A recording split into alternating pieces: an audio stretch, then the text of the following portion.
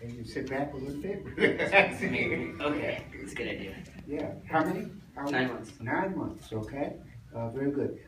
First of all, maybe you can help the friends. What helped you make that decision? Because I know you have a lot of friends here, young brothers. But what helped you make that decision to go to Patterson? Well, Bethel has always been a goal that I had, but throughout life and growing older, your goals may change, or you think that you want them to change. But really, the encouragement that I've received from the brothers in the hall, the friends in the hall who I shared that was my goal, my parents, and even with the help of Brother Ellison, also our circuit overseer. A lot of encouraging words to help me keep that goal in the forefront of my mind and not let it slip out. Okay, very good. Well, we're so happy for you being here. He's just going to be here with us a week. Then he's going back to his assignment. What happened when you first went to Patterson? Any apprehension, or what was that like?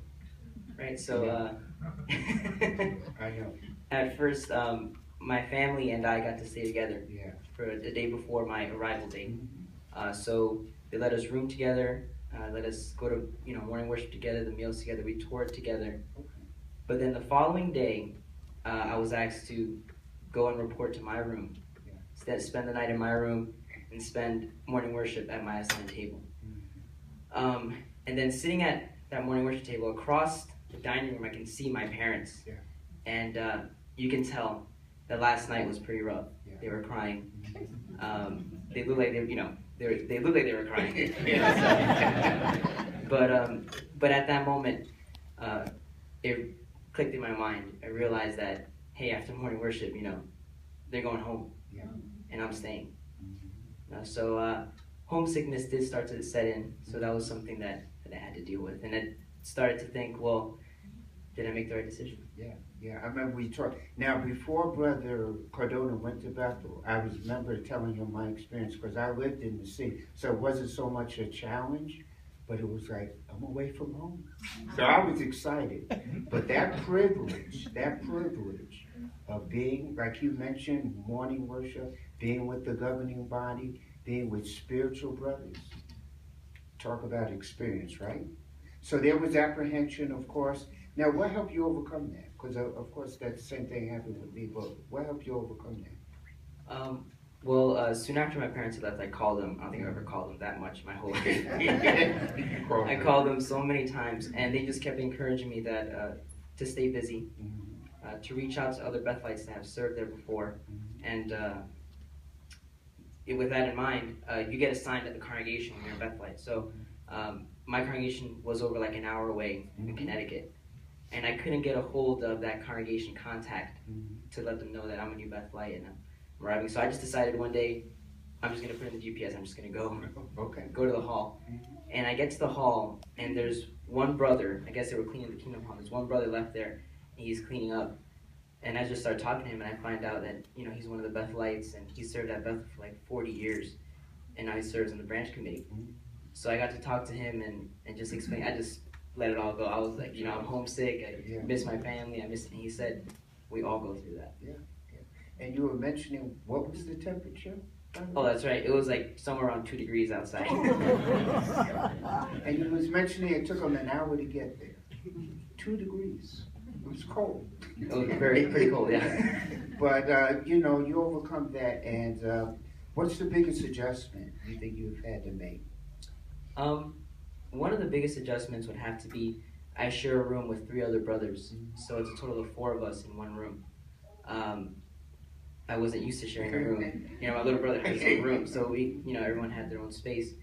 It really taught me how to be a lot more considerate, a lot less selfish, and really just understanding that in Bethel, we have to work on humility constantly because of just the amount of people we work with and the living space that we're in. We have to show a lot of consideration and humility.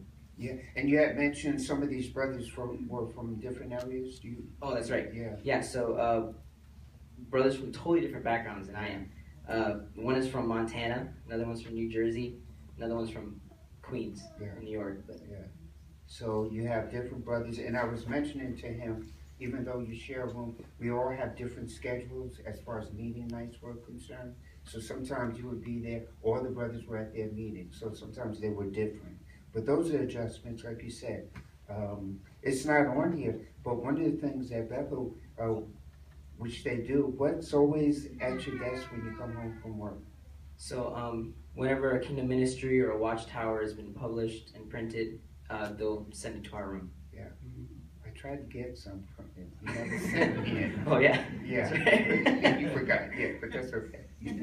But those are such privileges, and any brothers that set a good example for you? Absolutely. So one of them, my first week being there, I got assigned to work in the infirmary. And so I'm with a brother who's kind of giving my orientation. He's introducing me to everybody there, and he introduces me to this brother. And brother introduced himself as his first name. My name is Enrique.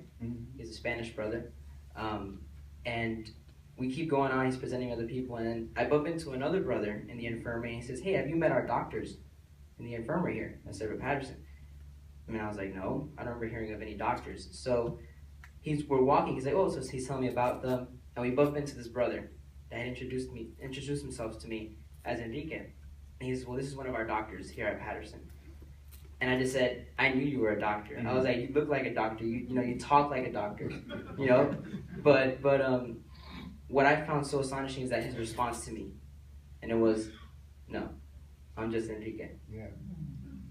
And in the world, a doctor wants to let you know who they are. "Hey, I'm Dr. So-and-so." After their name, they sign MD. But the humility that these brothers have is incredible. Yeah. It's incredible. Yeah, and I think the friends saw that when we had the branch meeting. Remember the brothers that were giving talk? I mean, they were real down to earth.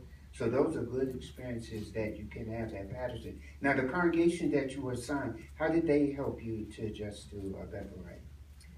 Because you're in Connecticut, right? Right. Okay. So I serve in Connecticut. And one of the biggest thing was, you think about the Bethel family is over 1,500 brothers and sisters. So it's nearly impossible to build a relationship with every single person there. But when you go to the congregation, it's maybe 100 publishers, and you just feel so much more at home. And they took me in. A congregation is a home, and they took me into their home. They made me feel welcomed. They had invited me to gatherings and get to know the brothers and sisters. And another thing that helped me to appreciate my congregation was that as a Bethelite, they send you to a congregation for that main reason, to ground you, and but also to encourage those friends in that congregation. It's a responsibility that you have. So keeping that in mind has really helped me have that view of the congregation, helped me to adjust to Bethel life. Okay. And you mentioned here that there's a personal advice that helped you to adjust. Right. So I was sitting down with a brother one day, and he was explaining to me that the Bible describes Jehovah as a potter, and he takes this clay that had no form and he molded it into something beautiful, a beautiful vase or what china or whatever. But he said in Bethel, Jehovah's more like a blacksmith. And what does a blacksmith do? He takes metal, he superheats it, he beats on it, but what does he create? He creates a tool so that he can use to build. So with that in mind, it made me see Bethel a lot differently and how Jehovah was using me. Yeah, no matter what the assignment is, it's a blessing from Jehovah, and it's a perspective, right? Okay, can you share any experience that you had so far? Yeah, absolutely. Let me just get my thoughts together here before I start rambling. So like I said before, I work in the infirmary. Okay. So the infirmary is split in two different areas. So one side is doctors and nurses where you come in, it's kind of like a triage. So if you get hurt, but the second side is a nursing home. Because you think about Bethelites, circuit overseers, missionaries, what happens to them when they reach old age? They don't have any children, or maybe most of their family is not witnesses, or most of their family is gone. So Bethel, the organization, Jehovah Thinks of Everything, has an arrangement where they come in and we take care of them like a nursing home. And I've had the privilege to take care of some brothers who are incredible pillars in the truth. They've been in the Insight book. And one of the things, a brother shared an experience with me that kind of helped you perceive your assignment, the way Jehovah wants you to view it. He said that at the dedication of the Stanley Theater, before the Stanley Theater was sold to the organization, New Jersey said, we'll sell it to you. You have to keep the name and you have to refurbish it exactly the way it was when it was first built. And if you've ever been there, it's beautiful. But at the dedication talk, the brother goes, is Jehovah impressed with this building?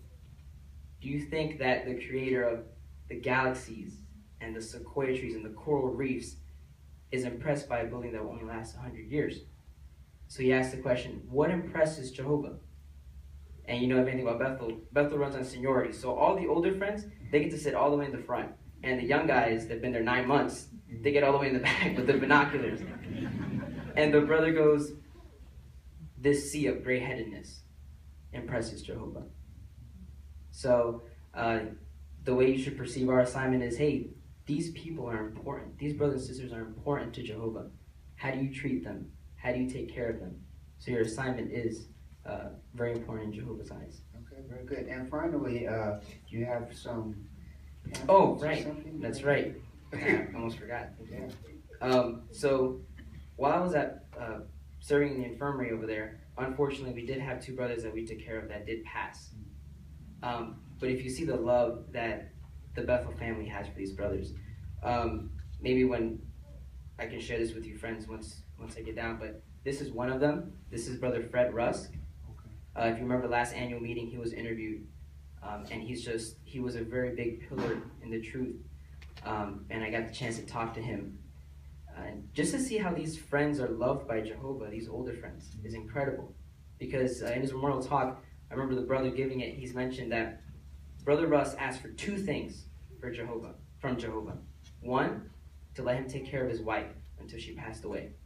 And the second one was that no matter in his old age, so that he could still have his mind and be used by Jehovah. Brother Russ died before his wife. He took care of her. And so the day he died, he was the oldest overseer in the organization. So Jehovah cares for these friends very much. And another brother is our Brother Ralph Linda. We took care of him as well. So maybe we can look at that after. But yeah, to see these brothers is a great privilege to take care of them. Okay, very nice. How do you friends feel about the...